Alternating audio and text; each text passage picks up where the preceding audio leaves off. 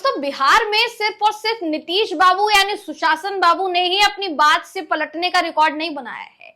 NDA में उनके साथी भारतीय जनता पार्टी के कई ऐसे नेता हैं जो अपनी बात से अक्सर पलटते हुए नजर आए। आपको अगर याद ना हो तो याद दिलाना चाहूंगी शुरुआत में ही कि बिहार के उप मुख्यमंत्री सम्राट चौधरी किसी वक्त में कहा करते थे कि जब तक नीतीश कुमार को कुर्सी से हटा नहीं लूंगा तब तक मुरेठा नहीं उतारूंगा, मुरेठा बांधे रहूंगा। लेकिन उसके बाद पता चला कि नीतीश कुमार तो जाकर एनडीए के साथ मिल गए और एनडीए के साथ मिले तो मिले, सम्राट चौधरी उप मुख्यमंत्री बन गए, यानी उन्हीं मुख्यमंत्री के नीचे डिप्टी सीएम के तौर पर भूमिका निभा रहे हैं सम्राट चौधरी। अब तो मुरेठा नहीं पहनते हैं। इसी बात पर आज बहस छिड़ी विधान परिषद में, और ऐसी बहस छिड़ी दोस्तों कि तेजस्वी यादव ने ईंट से ईंट बजाकर रख दी। क्या कहा बताऊंगी इस वीडियो में आपको, आखिर तक इस वीडियो को जरूर देखिएगा। नमस्कार, मेरा नाम है जयंती झा और आप देख रहे हैं न्यूज सर्कल। दोस्तों तेजस्वी यादव लगातार सरकार को घेरने का काम कर रहे हैं, चाहे बिहार में सुरक्षा व्यवस्था हो, चाहे बिहार में आप कह सकते हैं रोजगार का मुद्दा हो, चाहे बिहार में लगातार जो गरीबी बढ़ रही है उसका मुद्दा हो, बिहार को विशेष राज्य का दर्जा ना मिलने का मुद्दा हो, बिहार की संस्कृति को तार तार करने का मुद्दा हो। ऐसे कई मुद्दे हैं जो लगातार तेजस्वी यादव उठाते हुए नजर आ रहे हैं और पूरी संभावना भी जताई जा रही है कि आगामी विधानसभा चुनाव में इन मुद्दों को न सिर्फ उठाया जाएगा बल्कि सरकार को इन पर घेरा भी जाएगा। यही घेराबंदी करते हुए तेजस्वी यादव ने सम्राट चौधरी पर कुछ ऐसा बोल दिया कि सन्न रह गए सत्ता पक्ष के लोग, और सम्राट चौधरी तो सिर्फ मुंह ही ताक रहे थे तेजस्वी यादव का, कुछ बोलने ही नहीं बन रहा था दोस्तों आपको। तो क्या बोला तेजस्वी यादव ने, बिना देर के आपको बता देते हैं। आपके स्क्रीन पर इस समय वो खबर मैं आपको दिखा रही हूं जिसमें सम्राट चौधरी पर तेजस्वी यादव ने निशाना साधते हुए कहा कि मुरेठा तो इन्होंने निकलवा लिया लेकिन दिमाग की बत्ती इनकी अभी तक भी नहीं जली है। आगे वो क्या कहते हैं थोड़ा हास्यास्पद है दोस्तों, इसलिए हमें भी हंसी आ रही है, बताएंगे आपको तो आपको भी बेशक हंसी आएगी। वो कहते हैं कि जिम्मेदारी मिलने के बाद, जब से इनको जिम्मेदारी मिली है, हमको लगता था कि जिम्मेदारी मिलने के बाद थोड़ा सा बदलाव आएगा, दिमाग की बत्ती इनकी जल जाएगी, लेकिन जस की तस स्थिति है, ज्यों की त्यों स्थिति है, कोई स्थिति में बदलाव नहीं आया है। वो कहते हैं अपनी बात जो है तेजस्वी यादव ने रखी सम्राट चौधरी के बारे में। उन्होंने कहा कि उनको हमारी बात और डेटा शायद समझ में नहीं आता है।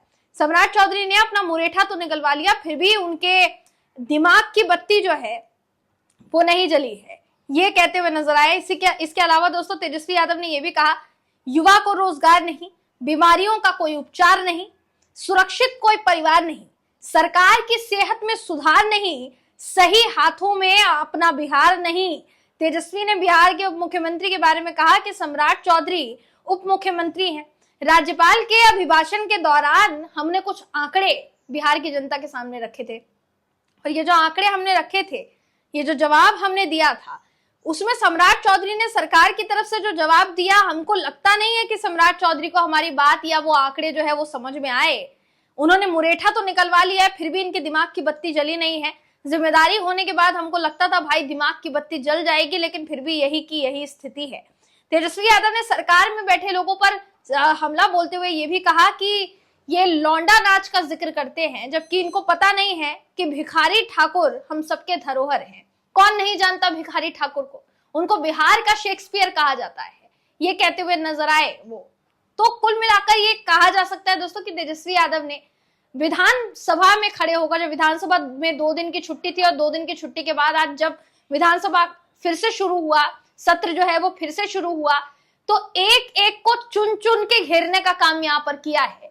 ये भी कहते हुए वो नजर आए कि सम्राट चौधरी मेरे सामने बैठे हैं, उप मुख्यमंत्री हैं कहने को बिहार के, लेकिन ये हमारे पिता और हमारी बहन पर क्या क्या बोलते हुए नजर आए।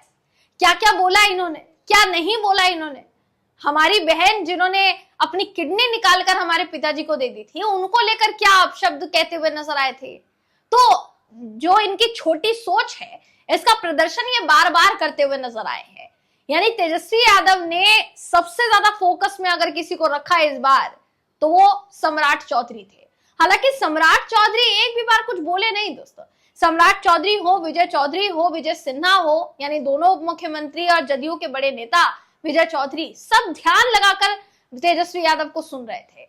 क्योंकि देखिए होता है जब सामने नेता प्रतिपक्ष की तरफ से कुछ ऐसी कटाक्ष भरी बातें कही जाती है तो जाहिर तौर पर बुरा इतना लगता है, खंजर इतना अंदर तक छुपता है कि फिर कोई भी सत्ता पक्ष का इंसान, नेता खड़ा होकर विरोध करेगा ही करेगा। लेकिन कोई विरोध नहीं किया गया दोस्तों, जाने क्यों। ये जो खबर है देखिए कहती है कि शराबबंदी पर भी उन्होंने निशाना साधा। वो कहते हैं कि जहां खेतों के बीच बिना सड़क संपर्क पुल खड़ा है, शराबबंदी ऐसी कि आदमी तो छोड़िए चूहे भी शराब पी रहे हैं।